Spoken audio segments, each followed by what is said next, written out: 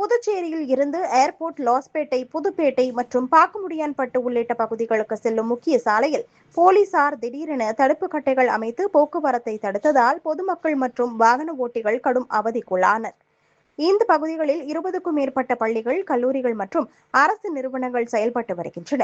தினசரி ஆயிரக்கணக்கான மாணவ மாணவிகள் மற்றும் வேலைக்கு செல்லும் பொதுமக்கள் கிழக்கு கடற்கரை சாலையை கடந்து கொக்கு பார்க் சிக்னல் வழியாகவே பயணித்து வருகின்றனர்.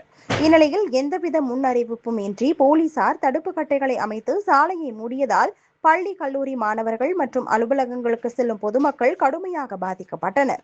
மேலும் கொக்கு பார்க் சிக்னல் பகுதியில் கடுமையான போக்குவரத்து நெரிசலும் ஏற்பட்டது. இதனால் ஆத்திரமடைந்த வாகன ஓட்டிகள் மற்றும் பொதுமக்கள் தடுப்பு கட்டைகளை உடனடியாக அகற்ற வேண்டும் என வலியுறுத்தி கிழக்கு கடற்கரை சாலையில் மறியல் போராட்டத்தில் ஈடுபட்டனர். தகவல் அறிந்து சம்பவ இடத்திற்கு வந்த போலீசாருடன் பொதுமக்கள் கடும் வாக்குவாதத்தில் ஈடுபட்டனர்.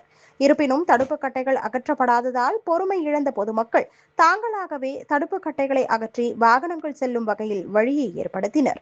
இந்த சம்பவத்தால் அப்பகுதியில் சிறிது நேரம் பரபரப்பு நிலவியதுடன் போக்குவரத்தும் பாதிக்கப்பட்டது.